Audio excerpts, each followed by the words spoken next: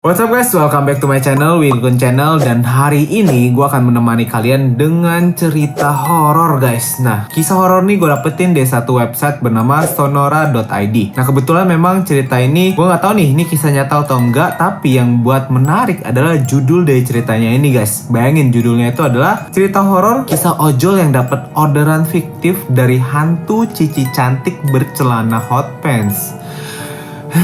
Gue nggak tahu nih beneran kisah nyata apa enggak, tapi gue bakal membacakannya buat kalian dan kisah lihat ini ceritanya menyeramkan apa gimana guys. Tapi sebelum itu semua jangan lupa untuk selalu support channel ini dengan cara klik tombol subscribe-nya aja, dan jangan lupa juga untuk share video ini ke teman-teman kalian setelah kalian nonton video ini ya guys, biar gue bisa selalu nemenin kalian setiap harinya. So langsung aja kita akan mulai dengan kisah horor ini. Let's go!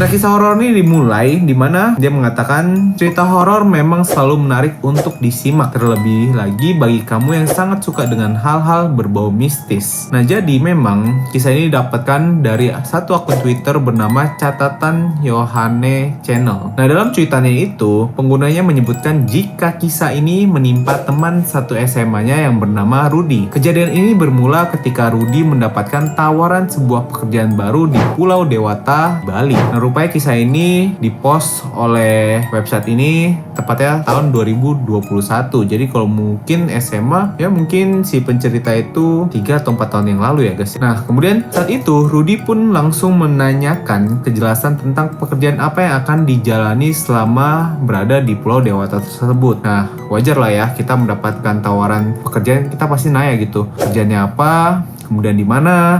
Terus bagaimana sistematis pekerjaannya, kita juga digaji bagaimana. Secara singkat, Rudy pun dijelaskan akan bekerja sebagai driver ojek online di Pulau Bali di daerah Denpasar. Kalau ini bener kisahnya berarti kurang lebih 3-4 tahun yang lalu sebelum pandemik ya guys ya. Itu masih rame-rame banget tuh jadi pekerjaan ojol. Nah, tanpa berpikir panjang, Rudy pun langsung bergegas menuju ke Pulau Bali. Oh iya, kalau balik lagi kayak waktu-waktu yang dulu ya, pasti nih kalau ojol di daerah Denpasar, Bali, luar Pulau Jakarta gitu, itu masih jarang banget memang. Karena ya kita tahu lah ya, kayak ojek online itu nggak bersahabat dengan ojek pangkalan. Di sana Rudy sudah ditunggu oleh temannya. Ia disediakan kos guna sebagai tempat tinggal Rudy selama berada di Bali. Sesampainya di Bali, Rudy tidak langsung bekerja. Ia harus menjalani berbagai tahapan tes hingga akhirnya ia lolos dan bisa bekerja sebagai driver ojek online di salah satu perusahaan ya. Seminggu berlalu, Rudy masih saja belum memutuskan untuk bekerja. Di sana Rudy hanya berkeliling Denpasar sembari menghafalkan ruas-ruas jalanan di sana. Kenapa dia nggak mulai kerja guys? Dia masih keliling-keliling ya, dia masih lihat. Nah, kemudian setelah hafal, Rudy memulai pekerjaannya dengan mengantar salah satu mahasiswa dari universitas di sana. Oh, rupanya tujuan Rudy itu memang buat ngafalin jalan dulu. Jadi dia itu nggak pakai GPS, gitu ya. Dia jalan-jalan buat ngapalin jalan. Jadi nanti kalau jadi ojek online udah tahu jalan-jalan pintasnya di Bali. Lanjut setelah itu Rudy mulai terbiasa dengan pekerjaannya hingga suatu ketika Rudy mendapatkan orderan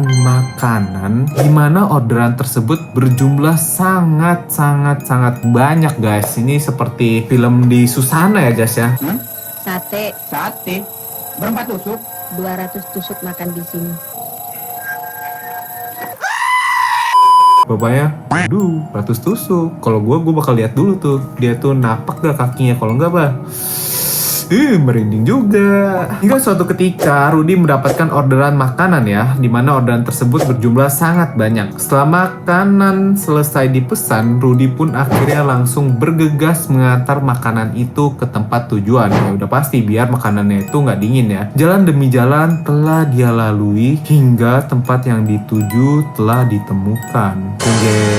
Ya pasti kalau pada saat itu dia nggak berpikir apa-apa lah. Namanya orderan, dia ngambil, dia antar gitu. Ini aneh kata Rudy. Tak disangka ternyata tempat tujuan orderan itu adalah sebuah rumah kosong. Waduh, pamit. Atas kerjasamanya. Tapi karena takut ada hal yang tidak diinginkan, tanpa basa-basi Rudy pun langsung memutar balik motornya. Bagus Rudy, mantap. Kalau gue juga bakal gue puter tuh motor, kalau bisa gue tenteng dah. Rudy memacu motornya lebih cepat dari sebelumnya dan memutuskan langsung kembali ke kosannya. Wah. Gue sih kebayang ya Rudy ya, kayak gue udah beli banyak nih, tapi rumah kosong, gue balik, gue pulang-pulang bawa kosan. Waduh, ini makanan bisa gue makan 1, 2 hari, 3 hari nih, gila. Gue gak kebayang sih. Tapi gue tahu rasanya tuh kalau udah beli makanan banyak gitu terus orderannya gak bisa diantar gitu kan. Sesampainya di kosan, Rudy dengan sukarela memberikan makanan tadi ke temannya. Banyak sekali, Ruth. Tanya teman Rudy. Dia barusan dapat orderan fiktif. Masa alamat tujuannya di rumah kosong? Jawab Rudy. Oh, waktu itu berarti Rudy masih berpikir nih cuma dikerjain orang, guys. Sambil terus mengobrol, mereka memakan sendiri makanannya. Hingga pada hari itu, Rudy memutuskan untuk tidak bekerja sama sekali. Mungkin si Rudy ngerasa kayak hari yang suwe deh. Mendingan dia ambil waktu libur dulu lah hari itu. Rudy hanya menghabiskan waktunya untuk tidur dan bermain game di kosannya. Keesokan harinya, Rudy kembali bekerja karena dirasa hatinya sudah tenang. Hingga sore, semua berjalan lancar. Rudy terus mengaktifkan aplikasinya untuk mulai bekerja sebagai ojek online lagi. Saat azan maghrib tiba, ia mendapatkan orderan makanan lagi. Tanpa berpikir lama-lama, Rudy langsung menerima orderan tersebut dan bergegas menuju ke restoran yang dituju. Setelah makanan selesai dibuat, Rudy pun berangkat menuju ke tempat tujuan di mana ia harus masuk ke daerah perumahan elit. Nah, cakep nih kayak ini. Perumahan elit nggak mungkin lah ada rumah kosong ya. Kemudian di perumahan tersebut banyak rumah yang berukuran besar dan megah. Sebelum masuk, Rudy meminta izin terlebih dahulu ke security setempat. Pak, permisi, minta izin mau mengantarkan makanan di sana. Kata Rudy. Oh iya, baik mas. Sampean langsung aja masuk ke sana. Jawab bapak security-nya. Rudy pun langsung berangkat ke sana. Alamat tujuan sudah ketemu, Rudy pun turun dari sepedanya. Dia pun memanggil-manggil orang yang ada di dalam rumah tersebut. Karena tidak ada jawaban, akhirnya Rudy melihat sekeliling sambil memencet bel. Sepertinya tidak akan kedengeran jika dipanggil dari sini. Kata Rudy sambil mencoba menghubungi lewat handphonenya. Rudy menemukan bel rumahnya di pojok dekat gerbang. Ini masih normal banget ya guys sampai sini. Rudy pun menghampiri bel tersebut dan menekannya hingga terdengar suara dari dalam. Halo Pak, sudah di mana? Ternyata telepon Rudy pun sudah diangkat dan menanyakan keberadaan Rudy. Sudah di depan rumahnya mbak. Jawab Rudy. Oh, ya udah Pak, saya keluar dulu. Kata customernya dengan suara yang sangat lembut. Akhirnya Rudy pun mencoba menunggu. Tidak lama Rudy menunggu karena pemilik rumah sudah keluar. Wanita cantik sekitar 20-an memakai kaos lengan pendek dan hot pants. Hot pants guys. Jadi udah kayak lumayan nih yang order. Mbak Cici ya? Tanya Rudy.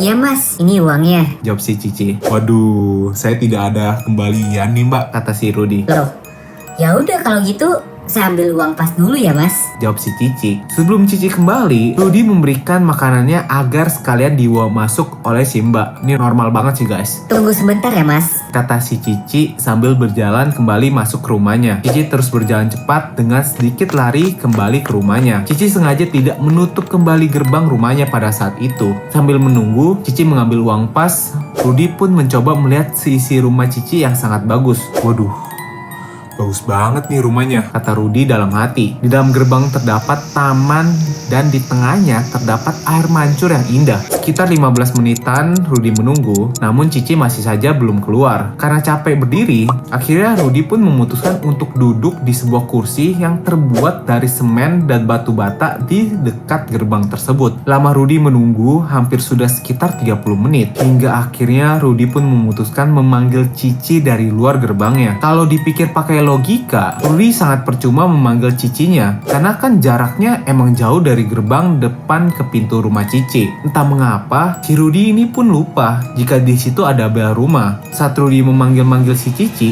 tiba-tiba dia kekagetan oleh security yang menepuk pundaknya. Tuh, Mas, ngapain manggil-manggil orang di dalam sana? tanya pas security. Sambil menoleh ke arah pas security, Rudy menjawab, Mbak Cici pesen makanan lewat ojol pak. Sebentar mas, sini dulu. kata Pak Security. Akhirnya pun Rudy berjalan 1-2 langkah dan berada tepat di samping Pak Security tadi. Mereka semua membelakangi rumah itu, lalu Pak Security tadi membisikkan kepada Rudy.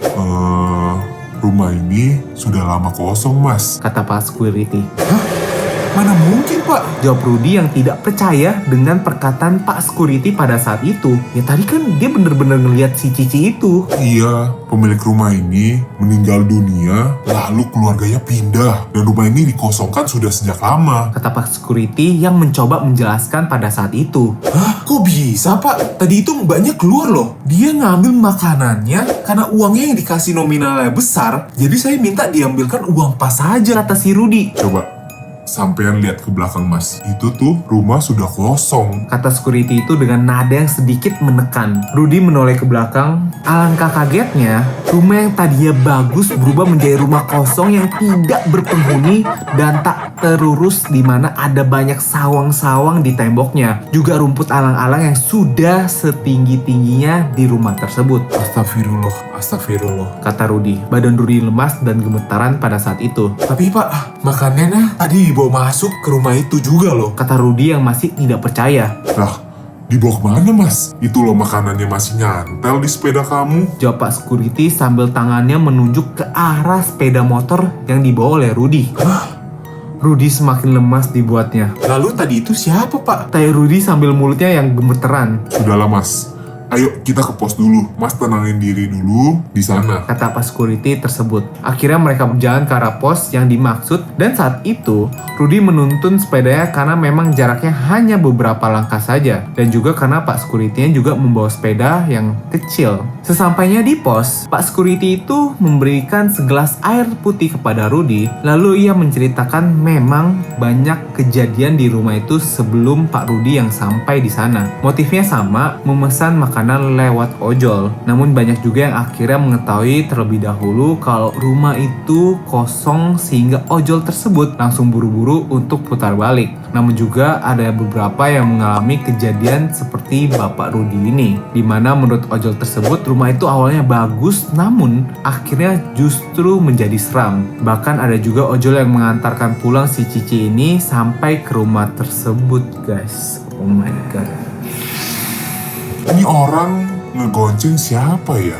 Lo kok ngomongnya sendiri? Terus sesampai di rumah Cici, orang ini masih ngobrol sambil tangannya nerima uang cash gitu loh, Mas. Kata Pak Security pada saat itu. Rudy semakin dibuat takut mendengar cerita dari Pak Security hingga akhirnya ia cepat-cepat untuk pamit pulang ke kosannya dan menurut makanan pesanan Cici itu di pos tersebut. Ini buat bapak saja sama temannya. Kata Pak Rudy sambil memberikan makanan hasil dari pesanan si Cici tersebut. Setelah berpamitan, Rudy bergegas pulang ke kosannya dan menceritakan kejadian itu kepada teman satu kosannya. Sejak kejadian itu, Rudy pun memutuskan untuk menonaktifkan driver ojek online-nya pada malam hari. Nah itu dia kisah yang gue bawakan kepada kalian dari salah satu website bernama sonora.id, yaitu kisah dari Pak Rudy. Bagaimana guys? Serem banget ya guys. Ada gak dari kalian yang pernah mengalami hal seperti ini? Atau pengalaman kalian menjadi ojek driver online yang mendapatkan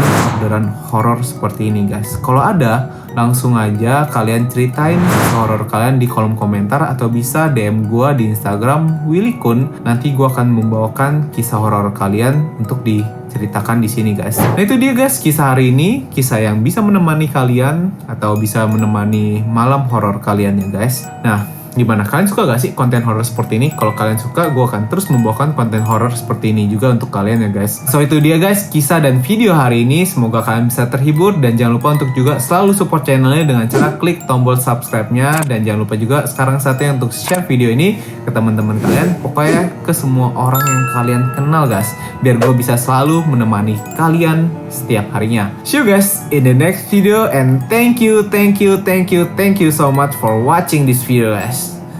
Ciao.